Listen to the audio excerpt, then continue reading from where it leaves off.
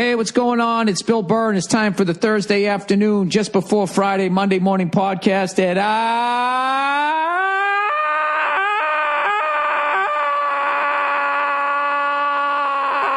I'm just checking in on you. Just checking in on you. How are you? How's your week going? Oh, don't worry. It's almost over. It's Thursday, right? Don't you get paid on Thursday? Back in the day, you did. You get that fucking check, right? That little piece of paper with the numbers on it. Then you go down to the bank, you write on the back, you stick it in the machine, and then the numbers say you got this number, right? It's just a bunch of numbers. That's all it is. That's all it comes down to.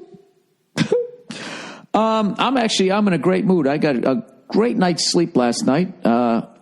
Went out and visited some friends of mine and drove home about 80 miles an hour, 85, sometimes 90. Oh, I was cruising. And even when, they fixed the highways at night, which totally makes sense. You can't do it during the day, but you always get mad at night. You're like, Jesus fucking Christ. Even if there isn't traffic, they got to invent a traffic jam. Right? And you get all fucking mad because they're fixing a highway at fucking 1:30 in the morning when you should be in bed. Right?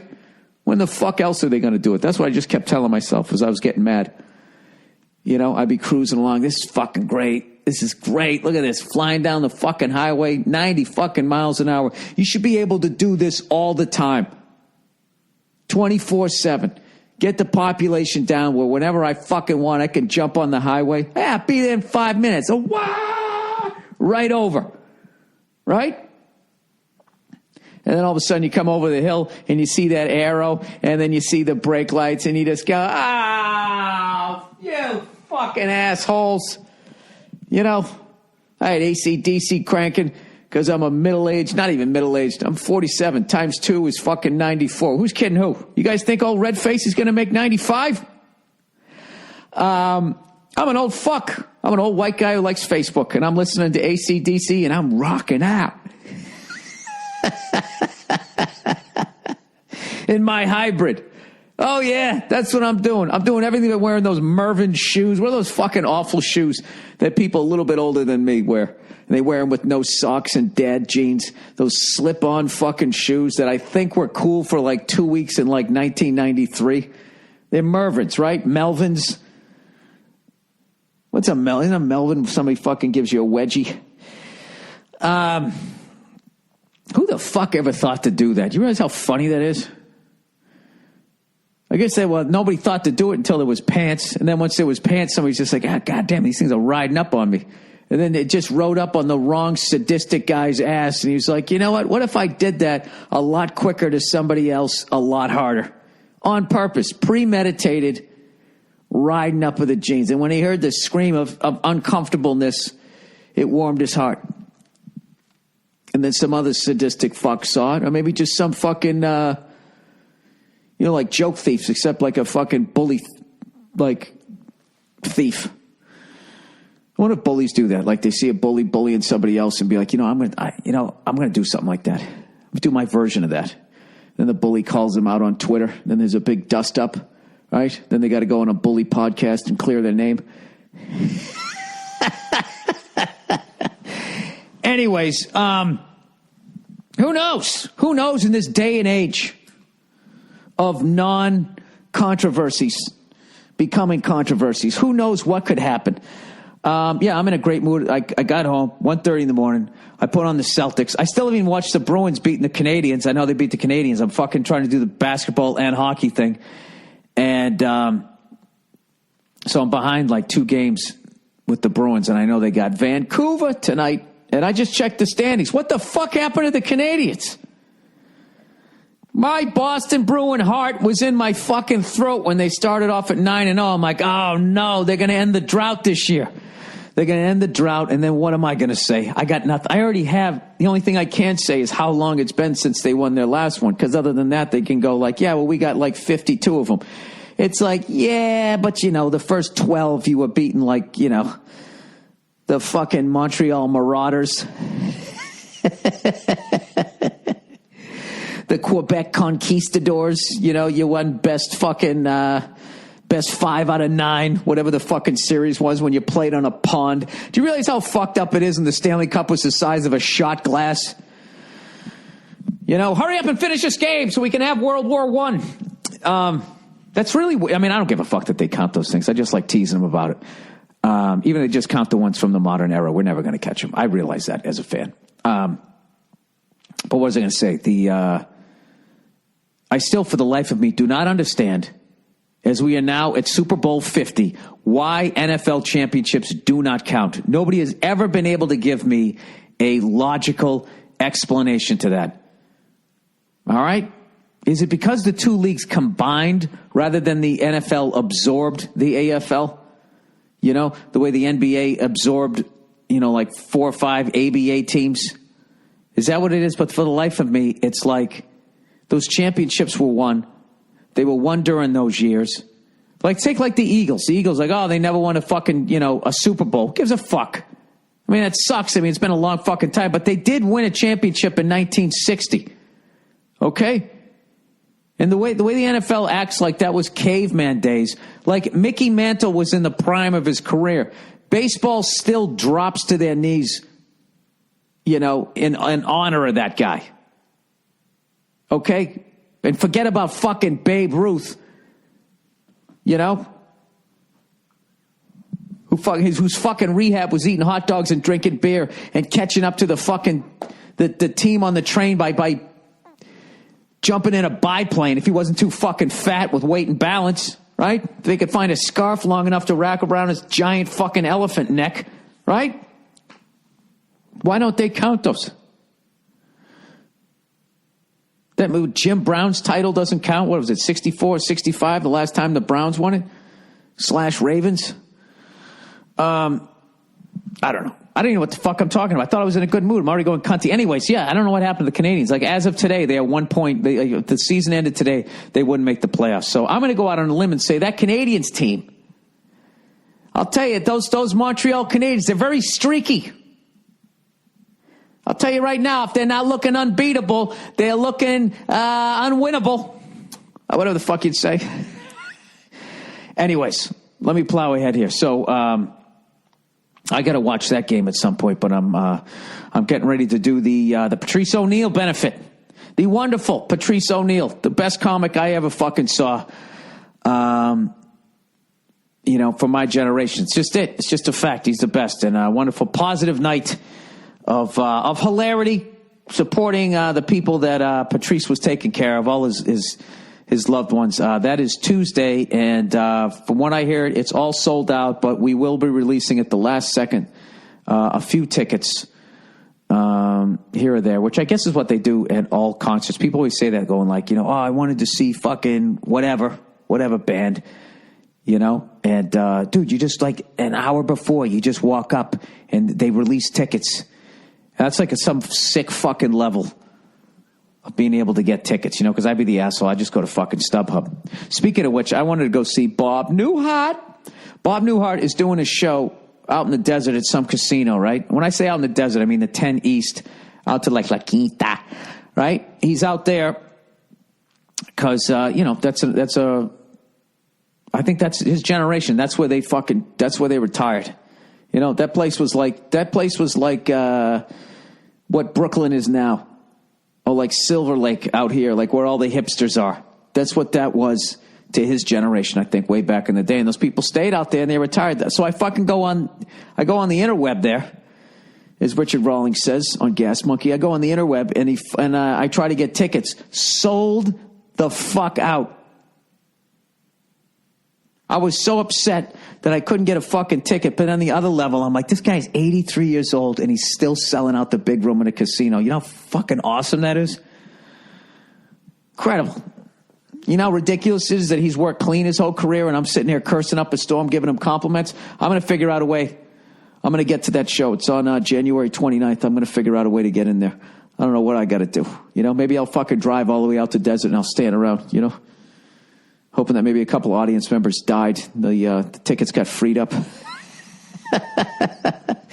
Oh, come on, Bill. Let's not take it to a negative place this close to the AFC and NFC championship games. How could you do that? Speaking of dying, by the way, speaking of death, I went on the internet today and I was looking up, where the fuck is it? Oh, here it is. Install later. Get out of here. Beat it. Try in an hour. Try tonight. Jesus, how can you be more fucking needy? All right. Where is it? New York City discusses world's largest tax-funded mass grave might be turned into a park. Now, I lived in New York. Start spreading the news. I'm wearing sweatpants. I'm gonna go down to Ted Steaks and eat some shit.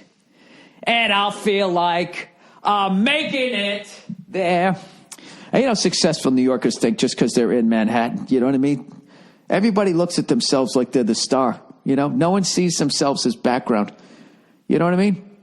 You're the ones waving up at the Beatles. You're not in the Beatles. You understand? You're the one in the crowd screaming, fainting as security takes you out as you're looking at somebody successful, right? That's who you are. You're those people already on the subway as they try to jam another person in there. And the world needs you. The world needs you, okay? If I can go to White Castle and eat 18 of those burgers, I'll be a fat-titted fuck in the upper deck. Sorry. All right, world's largest tax-funded mass grave. So there's an island out there, which I had no idea. I knew of Ellis Island, and then there's the island that the Statue of Liberty is on. Then I knew there was one that the Navy owned or some shit. But there's this other island out there that they just bury people that don't have any money or nobody knows who the fuck they are. It's called Hart Island, or as a tourist from Boston would say, fucking Hot Island. Let's go out to Hot Island, dude. Maybe we can find our fucking uncle. Got in trouble with a bookie. Hart Island, New York. Rosalie Grable looks down over rows of white pipes, some broken or covered in mud, sticking out of the dirt. Each tube marks the grave of 150 adults, homeless, poor, veterans, and unclaimed individuals who couldn't afford anything but a spot in what's widely believed to be the world's largest tax-funded mass grave. Tax-funded mass grave, not mass grave, because believe me, I think, isn't there one underneath like Wall Street? They just massacred a bunch of Native Americans or some shit, then they just bury them all. Isn't that what they used to do back then? All right, that takes care of that. Who wants to build a log cabin, right? Lunatics. So whatever. Grable, a 64-year-old resident of the Upper West Side, wants grass and wildflowers to hide the dirty white plastic. She's come here to honor her mother, who died in a hospital bed with no savings to leave to her daughter. She said, I'm still getting used to the idea that my mommy still calls her mommy. That's creepy. Wound up in a potter's grave. I know that's my mother. I know that my mother was expecting something much more traditional. I don't understand people who, like, when they die, they want to have one of those above ground fucking, like, tombs. It's like the above ground swimming pool of grave sites. It's like, how fucking special do you think you are? Who gives it? You're dead. They should just have mass graves. They should have a giant pit. You just fucking, the family doesn't need to see it, but you just fucking throw it in there. Throw it in there, and then as you dissolve, you become the next fossil fuel. Right? Think about all the fucking people that have lived in the world. If we had one giant fucking massive grave in each country, and you used whatever, I don't know how the fuck you end up turning into motor oil, but evidently that's what happens. I know if you jump off a building, you explode like a water balloon because you're mostly water. And I don't know, if you eat a lot of Italian food, like I do, you got a lot of olive oil in you, who knows? Maybe you might help out somebody's fucking lawnmower in the future. That's what they should do. Holy shit, did I just solve global warming? Or maybe I solved the Middle East crisis. And if elected, I will begin burying all dead Americans in the same hole. And 100 years from now, we will use the fossil fuel that has created to free ourselves from the Saudi Arabians. I am so sick of seeing world leaders go to the UN and act like we have some sort of a friendship. I don't know if that's something you could do. But anyways, I became fascinated with that expression. I hope I'm saying it right. Potter's grave. So I looked it up, and of course, my research on the internet never goes past Wikipedia. Never goes past it, All right, a potter's field, pauper's field, or common grave is a term for a place for the burial of unknown or indigent people. Or is that indigent? All right, so I clicked on indigent or Isn't it astounding how fucking dumb I am? The only thing most astounding about how stupid I am is the fact that you guys fucking listen to this. I actually thought I was halfway smart until I started reading out loud here. INDIGENT. Indigent. You say tomato, I say indigent. What, indigent? I'm just going to stop saying it. I feel like every time I say it, I'm like that guy I'm playing blackjack going, hit me, over. Your fucking IQ's just going down. All right. So I looked up that word that I'm not going to say anymore. Oh, God, is it possible to get embarrassed on a podcast that only you are doing? If it's possible, I'm doing it. All right. And what ends up coming up is poverty. Poverty is a general scarcity, dearth, or the slate of one's money. Well, how did this come to, after the Industrial Revolution, mass production in factories made production goods increasingly less expensive and more accessible. Of more importance is the modernization of the agriculture and fertilizer. Poverty reduction is a major goal. Oh, give me is it really a major goal when the fucking CEO takes 80% of the profits? Huh? One of the guys who's fucking working the line, his daughter's already hooking, is up in the CEO's office blowing him. Because she can't go to fucking Colin, and the circle is complete. Oh, that was a little poetry there. All right, the U.S. expression, let me get back to the potter's field. The U.S. expression potter's field derives from the Bible. Oh, Jesus. Referring to a field used for the extraction of potter's clay. Such land used for agriculture could be used as a burial site. So after they dug out all the clay, they just threw people in there? Well, there you go. That's a good use of space. All right, the term comes to, let's read some Bible. Oh my God, I've never done this. Read some Bible. Let's read from the Bible. The term comes from Matthew 27, 3-27:8 in the New Testament of the Bible, in which Jewish priests take 30 pieces of silver returned by a remorseful Judas, oh geez, this would be some anti-Semitic shit. Okay, and then this is what it says. Then Judas, who betrayed him, I think that's J-Star. He betrayed J-Star there. Seeing that he was condemned, repenting himself, brought back the 30 pieces of silver to the chief priests and ancients, saying, I have sinned in betraying innocent blood. But they said, what is that to us? Look thou to it. Yep, there you go. There's the anti-Semitism right there. Hey, what do we give a shit? Just give us the silver pieces there, Judy. And casting down the pieces of silver in the temple, he departed and went and hanged himself with a halter. A halter top? They had those back then? He hung himself with a little fucking sports bra? But the chief priests, having taken the pieces of silver, said, it's not lawful to put them into the Corbona. Didn't Chrysler used to make those? The Chrysler Corbona with Corinthian leather. The term mite box. What the a mite box? Isn't that a bug? Also, alms box or poor box refers to a box that is used to save coin, or a piggy bank. That's what you should say, to save coins for charitable purposes. Oh, for charitable purposes. Oh, so then, okay, I get it. So then they say, wait a minute. This guy killed the king of the Jews, and we're sitting here with the fucking loot from the caper. Well, go stick it in the fucking donation box. And nobody says a word. You got me? All right. And then after that, they had consulted to get, you know what, this might be a new section. You want me to, guys, I'll start reading the fucking Bible, and I'll give you my interpretation of it. Gradually, I'll start my own church, right? And I'll say that I have a direct link to he that is the oneth And then gradually I'll slide my direct link over into just saying, hey, maybe I'm that guy. I am that guy. I am him. Blow me. I'm fucking all the women here, and you guys get out in the field and grow some more apples. It's basically fast forwarding through running a cult. Oh, there's the FBI here. Everybody drink this. Over the lips and over the gums. Suck it down. Here they come. All right. The site referred to these verses known as... That's really interesting and fucking sad. There's something sad about that, right? Has anybody ever had like a fucking marquee on their head site? You know, like a big gravestone?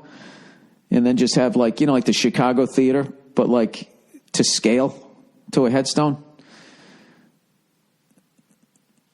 Performing here for eternity or some hacky fucking form of show business. Oh, Christ. Now I got to look this shit up. Those people who have wacky headstones saying. Here we go. Funny headstones. All right, here we go. What do we got here? Images for funny headstones. Now, what are the odds any of these are going to be funny? All right. Charlie, these are just funny names. Charlie Loser, born in 1887, and John Loser. Jesus Christ, they're such losers. They're buried in the same fucking place. Joke's over. Let me out now. Leslie Nielsen, he's got a joke on his. What does it say? Let her rip. I don't know what the fuck that means. Well, these are just funny names. Stiff, Titman, Boogers, Spanks. Who put this up here? Fucking Beavis and Butthead?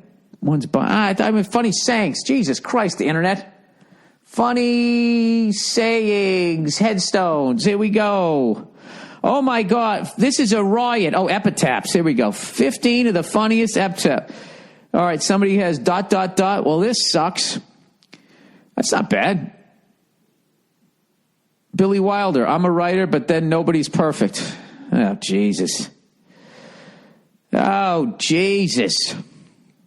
It's such an NPR joke.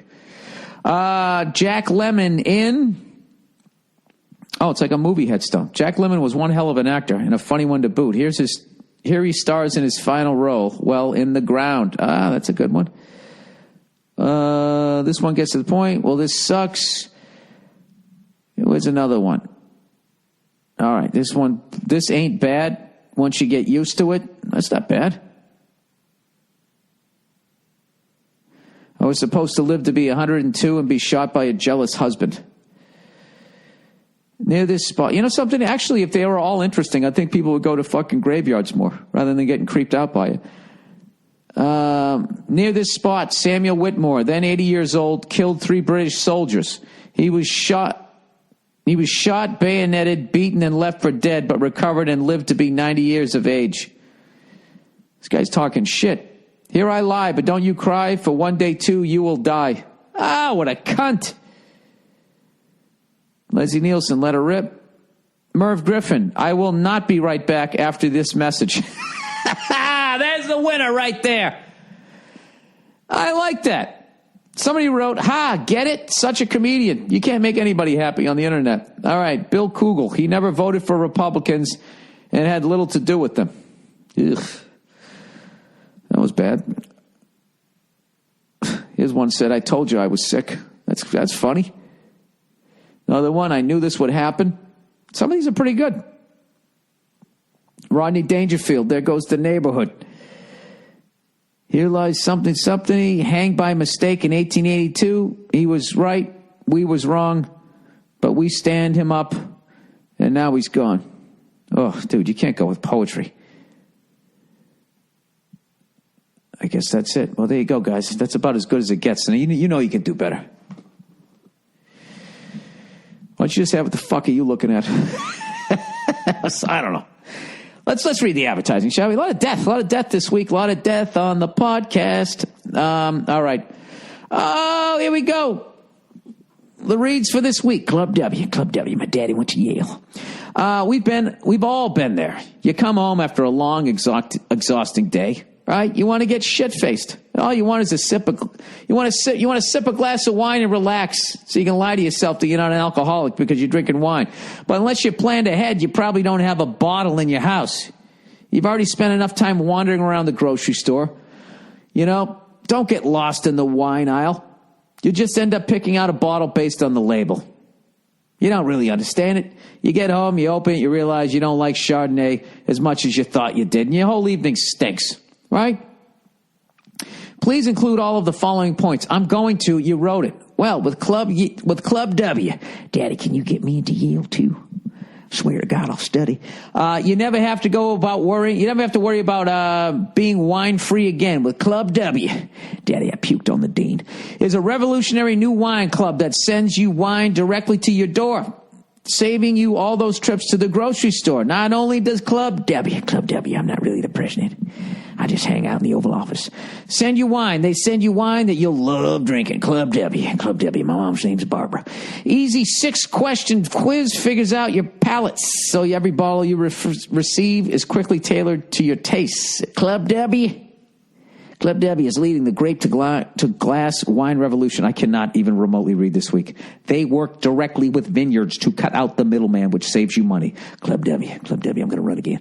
Even offers a no-risk guarantee that you'll love what they send you. Call to action. And right now at Club W, I can speak Spanish, is offering my listeners 50% off your first order when you go to clubw.com/Burr. Don't ever come home to a wine-free house again. Just go to clubw.com/Burr to get 50% off your first order. Club W. My friend shot another friend in the face with a shotgun.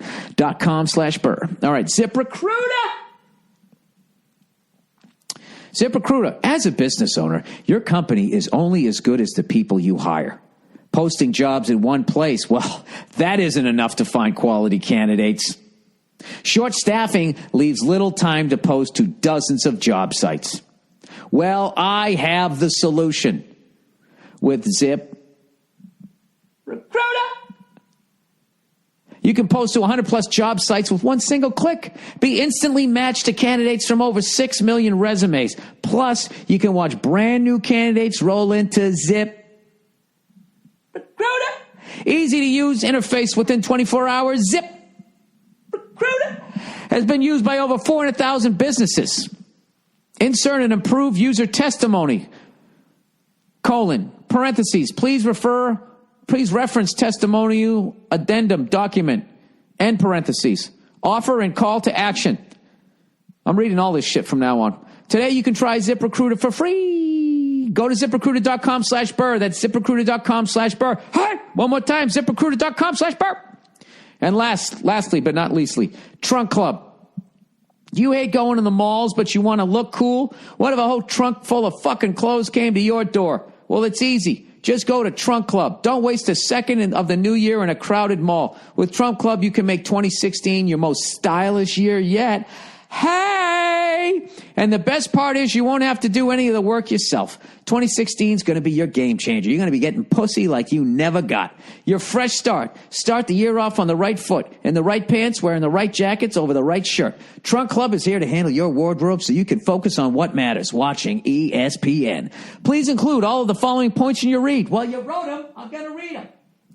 Trunk Club takes the hassle, man, out of shopping by finding the best clothes for you and your style. You'll look like $1 million or at least $1,000, and we'll always have the perfect clothes for the season at trunkclub.com/Burr.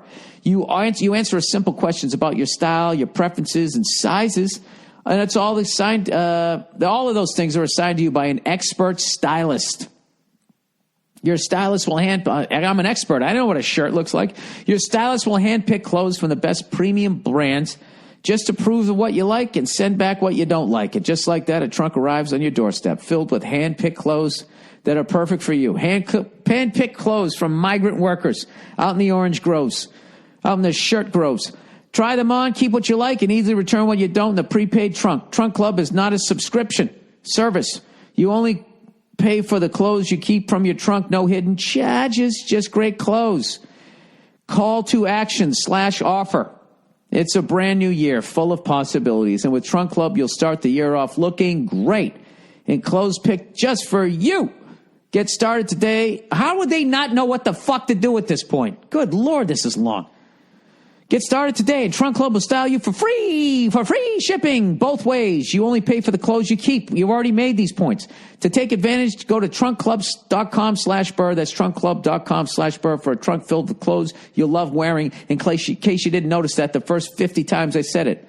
Additional points to mention, parentheses, not required. Trunk Club also offers locations in LA, Chicago, Dallas, DC, and New York City where you can meet one-on-one with your own personal stylist.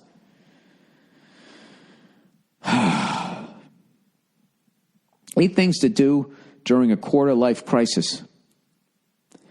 A quarter-life crisis. Don't you love how advertising could just come up with a fucking phobia you never had? Who has a quarter-life crisis? Oh, my God, I'm 25. What am I going to do? Was the volume this far down? Did I accidentally kick the volume? Ah, shit. Yeah, Christ. Don't worry. I'm still working on the garage. And I'm gonna figure out how to make this fucking work. Okay, it's becoming, once again, everything in this house is a motherfucker. And what I've finally learned to do is I'm not fighting the house. I'm not fighting the house anymore. I will adapt to it. All right. If everything has to be some sort of geometric shape that doesn't exist yet, that has no definition, then goddamn it, that will be the shape of the fucking room. All right. Is there anything else I wanted to talk about? Oh man, this lady fucking cut me off when I was driving, and just the fucking thoughts I had, and everyone that you had, like, I can't do that. I'd go to jail. I can't do that. I'd put her eye out, you know. I was thinking about pulling up next to her if I had a paint gun, and her sticking her face out the window to give me the finger, like they all do, and just fucking blasting her right in the face. And I was thinking about her eyes, so that's where the paintball went, and put her eye out. And I go, no, back the fantasy up, okay? Take it down a notch, right in the middle of her forehead. Hit her right in the forehead and watch the Botox shoot out on either side. But then, you know, people behind me would take down my plate. And I just was sitting at the red light behind her. All of these fantasies of the shit I wanted to do. Follow her, find out where she fucking works, slash all of her tires, and then take the knife, stick it right into the headrest of her driver's side seat. You know, with something fucking written in newspaper writing. So, you know, when you take the fucking letters from the newspaper, so it looks totally even more creepy. And I was like, Bill, why would you do that? There's going to be cameras in the parking lot. You can't do that. And then the light turned green, and she made a right. And I kept going straight, and I just never thought about her again until right now. And with that is the, you guys have any, let me hear some, why don't you write those in? The murderous fantasies that you have when somebody cuts you off in fucking traffic. All the shit that you think about doing, but you don't do, because that's the difference between you and a psycho. All you do is think it, but you don't carry it out. You know? Well, at least I hope you do, or else I probably just got put on some sort of watch list. You know? Who gives a fuck? I'd love to be put on a watch list, and I would love to be watching them watch me and see how long they could watch me before they fucking nodded off. Is he watching another hockey game? Oh, my God, this is the worst assignment ever. Jesus Christ.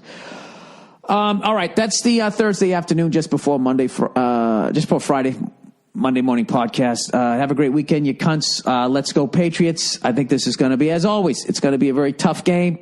Oh, by the way, I finally watched the Carolina-Seattle game. And this is what I have to say. You know, I find it amazing that the Carolina Panthers, when they had 2 weeks before that game even came, right? They had a week off. So they had 2 weeks and millions of dollars at their disposal to get that field into into much better shape for that great Seattle defense. It's amazing how they just, for some reason, couldn't get that together. Now, it's not illegal. All you really have to do is just have a feel and paint some lines and put some numbers on it. You're not required to have it in the greatest of shape. But that was just one of those things. As a Patriots fan, you just look at it and go, oh, isn't that funny? I wonder what would happen if we were to do something like that, even though it's not illegal. That'd be a nice fucking 5 days. Are the Patriots up to it again? Anyway, so we're going into Denver. It should be a tough game, and I have a melancholy feeling about this. Like, this might be the last Brady Peyton Manning matchup, you know? And if Peyton Manning retires after this year, and then there's just one, right? Tom Terrific. And then someday he'll be gone.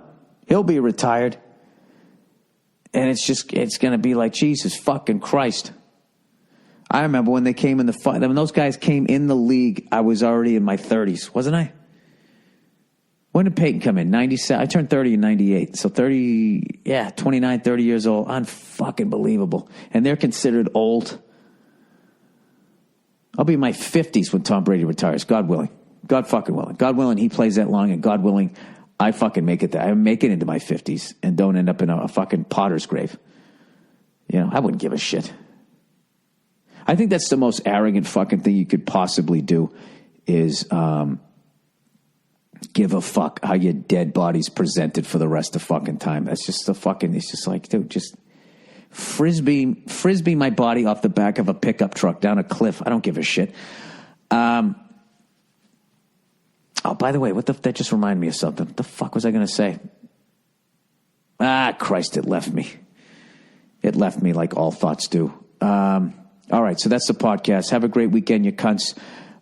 Should be a great game out in Denver. I love their defense. Of course, I don't think it's going to be an easy game. And I am surprised that we are favorites because we have historically not done well out in Denver, and it always fucking snows. All right, that's it. I'll talk to you cunts on Monday. Did you see this shit about that fucking guy who's got that, he went over to Uganda? That guy, Kony 2012. You see that? You see how quickly they brought that guy down? This guy shines a light on on himself first and foremost, and how he and his child are dealing with it, which was really bizarre. I mean, I don't know about you guys, but it was enough for me to see the boy soldier crying because he saw his brother have his neck sliced right in front of him. And he goes from that to be now I'm going to sit my son down and tell him about it's like, I didn't even get it. All right. So anyways, this guy shines a light on this bullshit that's going on over there, and all of a sudden everybody's in an uproar. All of a sudden everybody gives a fuck about Uganda and these boy soldiers. And all of a sudden the United States government's going, dude, we're fighting two wars. We can't even afford to fight one. Now this guy's bringing this shit up. Gee, wouldn't it be nice if something fucking happened that would discredit him? Next thing you know, a couple days later, hey, this guy connected with the film from that Kony 2012 gets caught jerking off in public. Was I the only guy who found that unbelievably fucking convenient? I didn't buy it for a second. In fact, I tweeted, back in the day, they used to assassinate you. Now they just do this. You know what I mean? If they can make it look like we landed on the moon in 1969, you don't think that they can make you, anybody they want, make it look like you're rubbing one out in the fucking parking lot? I don't buy it. What that fucking douchebag was doing, not douchebag, that fucking self-serving cunt. There we go. That's what I was trying to say. What he was doing with that film was he was putting pressure on the United States to go over there and fucking somehow insert themselves into that situation, which would have cost a ton of fucking money. But there's no way to be like, hey, fuck those boy soldiers, because of the way, because of what it says in our pamphlet.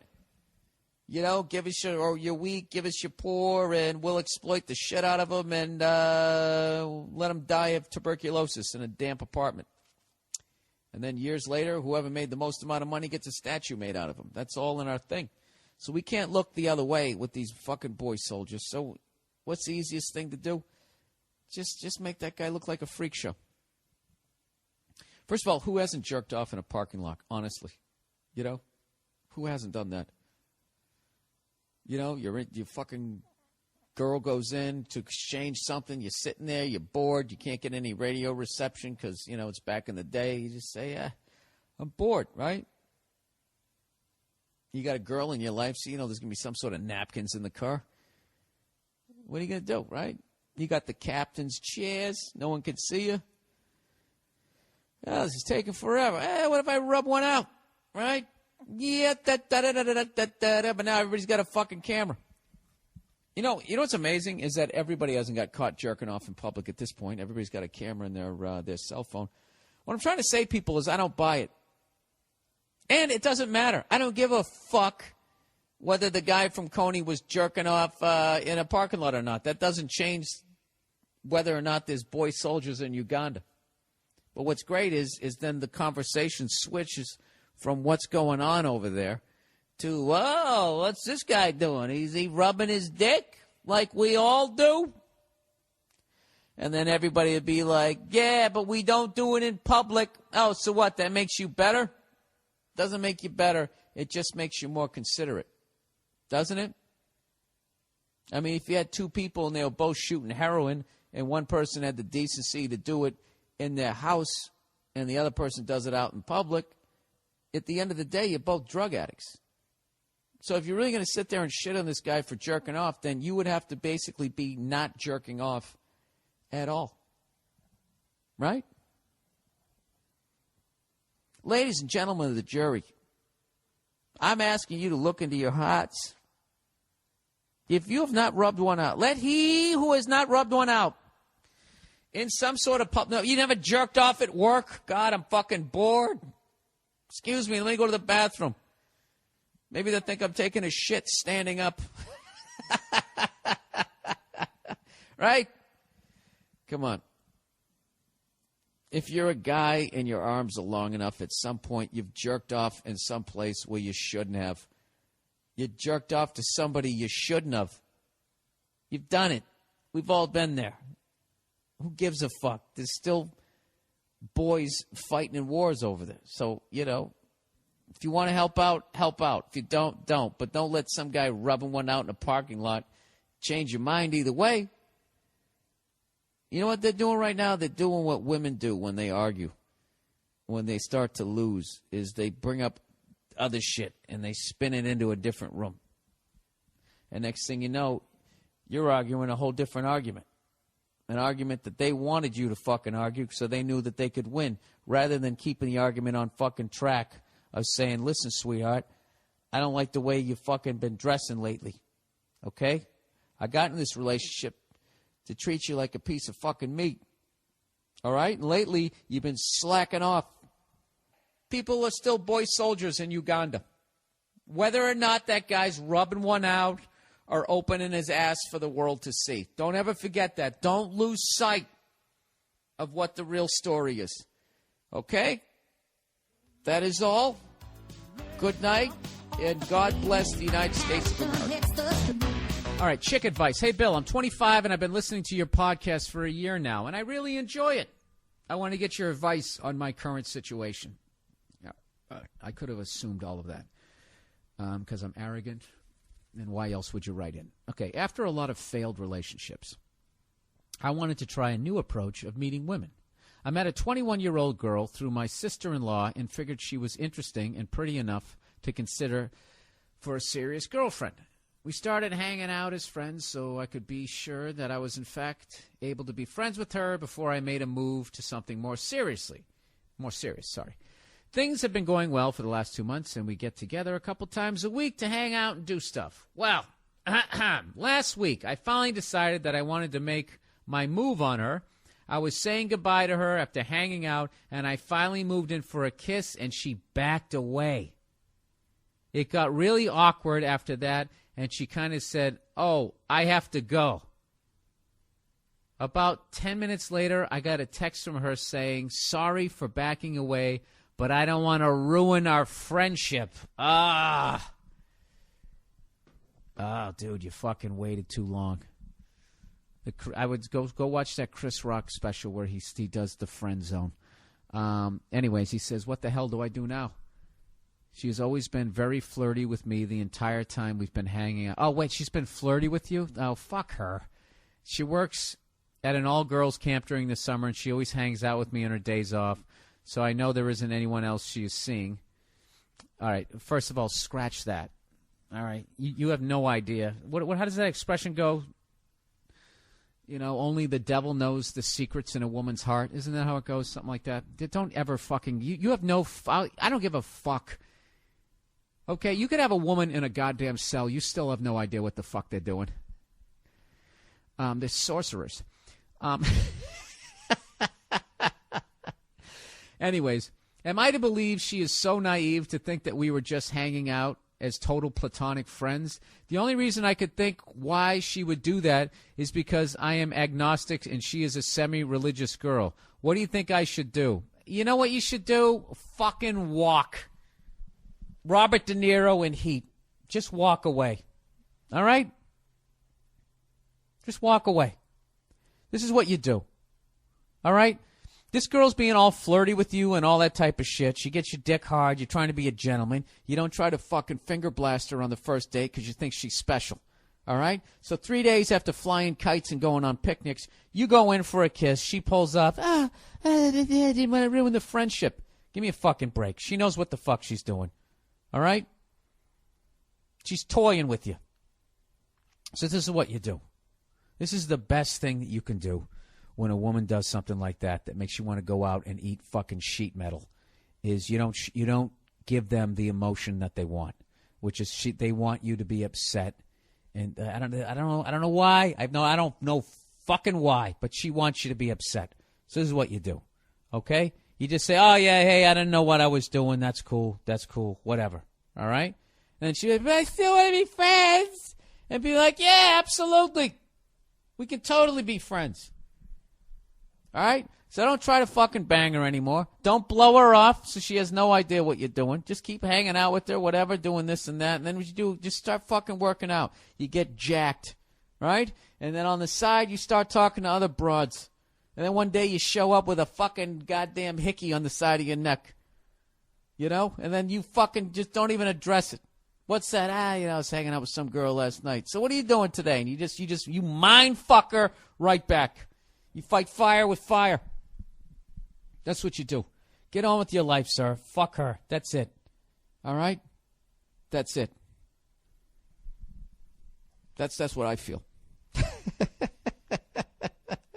My solution is always the same. Okay? Is whenever a girl does some shit like that, all right? Or if a girl breaks up with you or anything like that, and if a girl still wants to be friends with you after she broke up with you, don't. All right? You get the fuck away from her. Hurt locker. Okay? Put on your bomb suit and fucking walk away. Don't be the hero. You fucking walk away. Because they just want to keep you in their life as they slowly get over you and just constantly be taking a steak knife and shoving it into your heart. Fuck that. All right? You get away from them. There's no point being around this girl. So right now, this girl just tried to mind fuck you. So if you do automatically just cut off being around her, she's going to win on some level, and she'll actually get some sort of level of satisfaction that you reacted that way. Because even though you think you're saying fuck you, what you're really saying is I actually cared about you, and that's going to feed her goddamn ego. So don't do that. So just be like, yeah, I don't know what I was thinking, you know. Yeah, you can't blame a guy for trying. That'll annoy her, like she's just some piece of meat you took a swing at. This is such terrible fucking advice, but you know what? I believe in it. This is how I've lived my life. If you want to end up like me, 43, not married, no kids, that's how you do it. I don't know. Yeah, just whatever. She wants to hang out. Yeah, hey, let's hang out. And don't be weird around her. Don't be weird. Hey, sorry about that. I don't know. I was an idiot or whatever. That's what you do. That's what you do. All right? And then what you do is start talking about some other girl. Wait a couple of weeks and just say, hey, I kind of met this girl. I kind of like her and blah, blah, blah, blah, blah. This is the old hook and lateral play. I don't know if this will work. This is definitely a Hail Mary. But maybe if you fucking start saying, hey, I met this girl. I kind of fucking like her. You show up with the hickey on your neck. I don't know what happens. The spinal cord muscles, the muscles around their spinal cord get they get weak, and all of a sudden they just fall face first into your lap. Sometimes that happens, but you're not going to know unless you try it. All right? Don't be Chris Webber and be looking to pass the fucking ball here. You want to take the shot. You understand me? So that's what you do. Sometimes I say this shit, and I step outside of myself, and I just realize what a fucking moron I sound like. But I don't know. For some reason, you guys listen to this shit. So, whatever. Good luck to you. I just tapped everyone. What is it? We're going to do something a little different this week. Rather than me just sitting here in my pajamas. Ranting and raving, I decided that I would get clothed this week and have a friend of mine come by. The one and only Dom Irera, everybody. Thank you, everybody. Do you mind if I get undressed? Huh? No. I would feel more comfortable doing this show. I like in the nude. In the nude. In the nude, not In just the nude naked, podcast. in the nude. Well, I realize now, like, look how much weight I've gained, right? Now, I've gained, since I've known you, 30 pounds, right? And I know that. I can't tell. Well, you don't really check me out. You know what it is? Oh, Doc. Look at my head. My head is bigger. Well, you're wearing that slimming black T-shirt. I've got a Barry Bonds head. But it's interesting because now, and I don't even know if this is a bit yet, Bill, but I think there's something in it. I have to look. I don't like women my own age. Right. You know what I mean? I can't fake that I get aroused by them. I always wondered that. No. I always wondered, I mean, I wish I had that kind of love or something, but I need like a hot young chick. But the only hot young chick I'm going to get has to be flawed. Right. She's got to be has daddy issues, inside or outside. Yeah. Yeah, she's got to be messed up in some way. But that's what I'm looking for. How many strippers have you dated? Dated? Only a couple. I was in love with one. How old were you when you made that move? 2 years ago. You fell in love with the stripper. I fell in love with her. Yeah. Well, first of all, is this a country song? She was. Really I fell in love.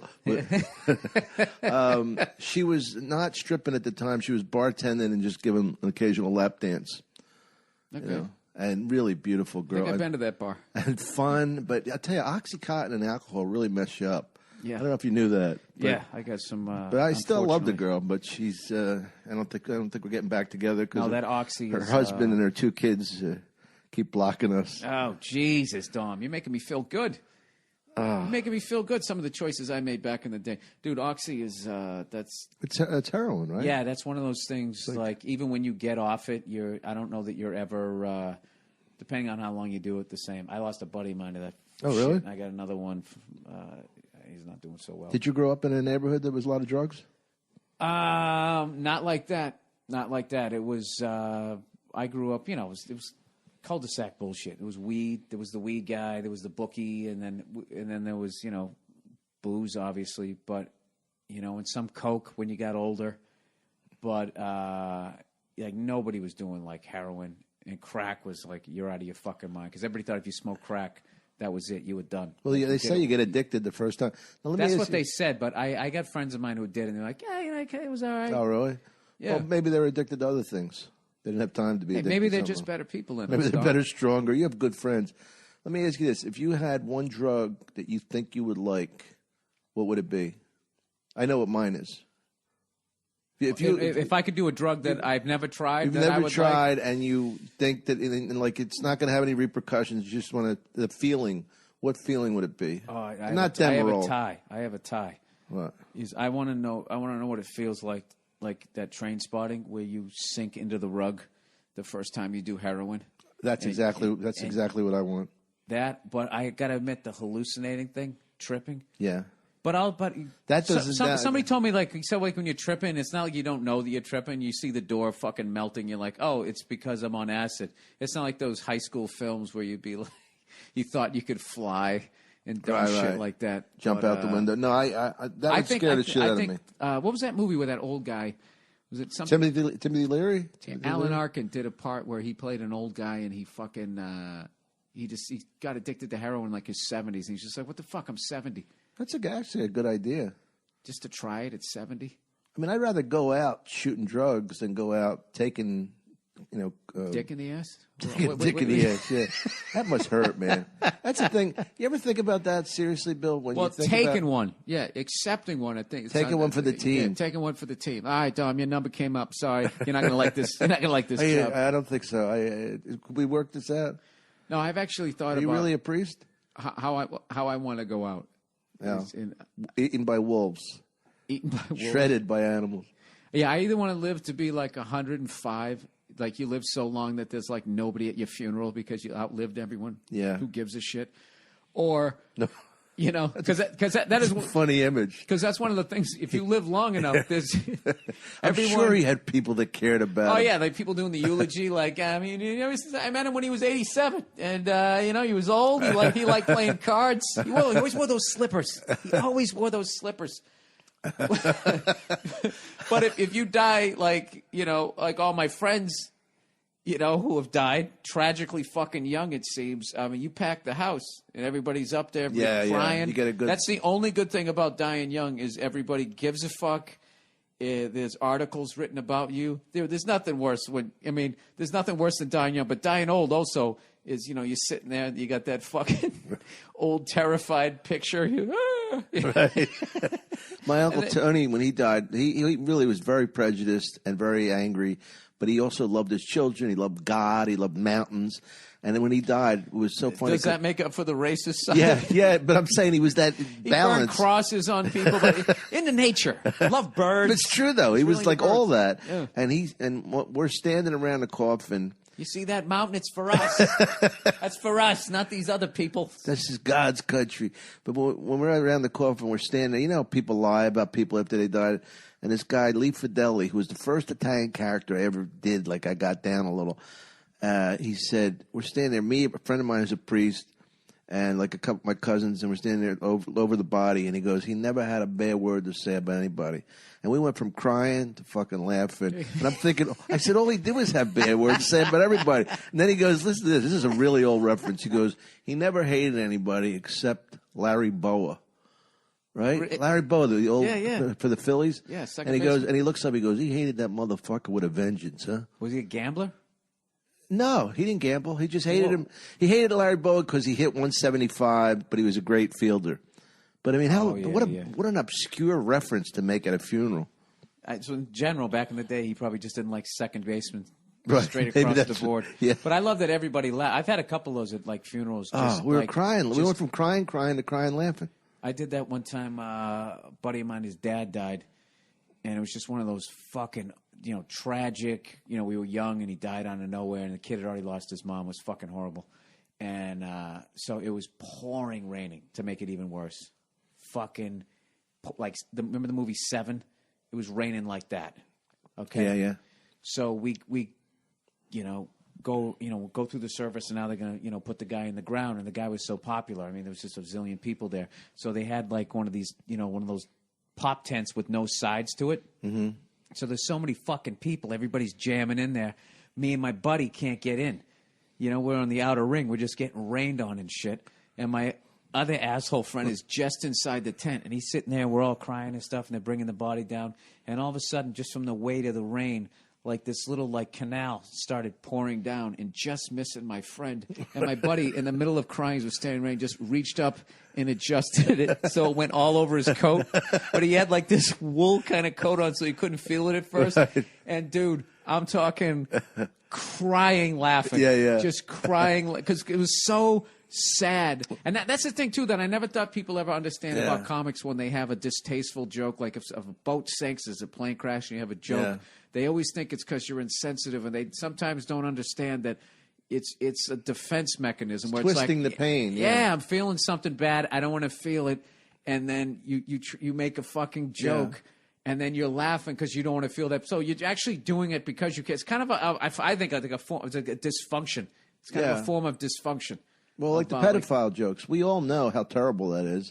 And yet, I think there's instances. But you could twist it around. I usually bring it back on myself, Mm-hmm. Like one joke that says, what about me, Father? I wasn't hot enough for you. Mm-hmm. You know what I mean? Like that kind of thing. To make it me, I wouldn't want to hurt a kid, but there's a good example of something that's caused so many people so much pain. I'm not just talking about the physical pain, but we do. Oh no, you end somebody's life when you. That's why that Sandusky guy. Yeah, they shouldn't put those. They should automatically get the death penalty just immediately. Yeah, it's all they take them out, dude. If you got a rabid dog in your neighborhood, you fucking put it down. Those sex offender guys, that's it. Because all those people that dude fucked with, it's like that's going to now affect. You want to talk about dating strippers, like how that's going to affect who they pick.